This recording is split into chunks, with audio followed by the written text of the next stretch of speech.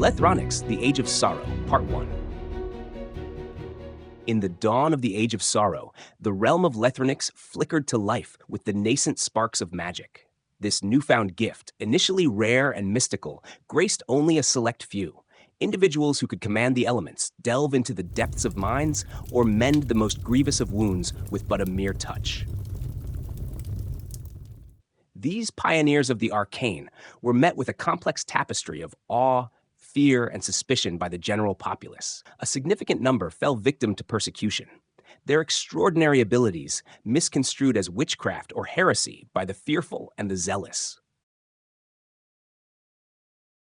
Regrettably, many of these early magic wielders could not realize their full potential, their powers erupting in chaotic bursts, occasionally culminating in tragic outcomes. Lacking mentors to shepherd their growth and prohibited from forming alliances for mutual protection, these initial practitioners of magic often faced short, tumultuous existences.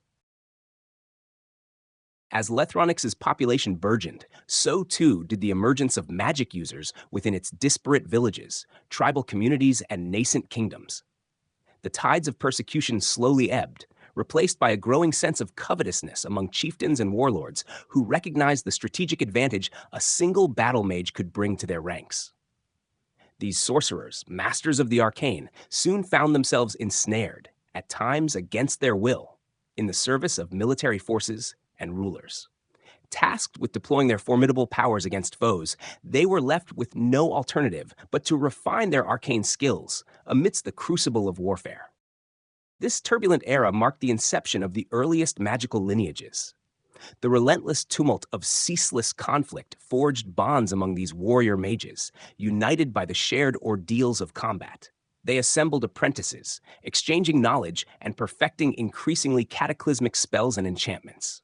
Day after day, amidst the ranks of mortal soldiers, they bore witness to the sheer horror and destruction that unchecked magical forces could unleash. In full force, a mere cohort of battle mages had the power to obliterate entire armies.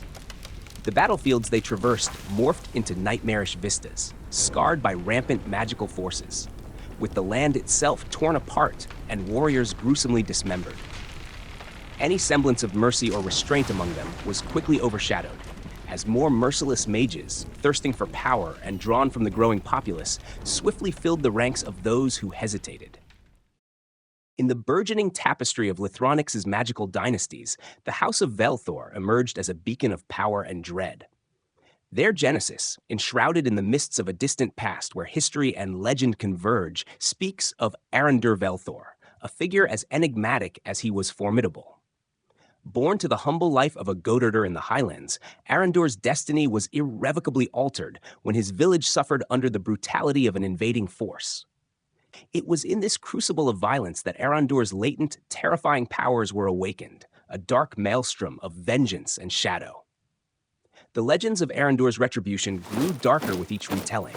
He alone, it was said, obliterated the entire invading army, resurrecting their mutilated corpses as macabre minions, and leading this ghastly procession to lay siege upon the enemy king's stronghold. When Arandur returned to his homeland, he stood unchallenged, the last survivor amidst a sea of vanquished foes. Don't miss this journey. Subscribe and hit the bell to get notified about our next exploration into the fantastic realms of Lythronyx and beyond.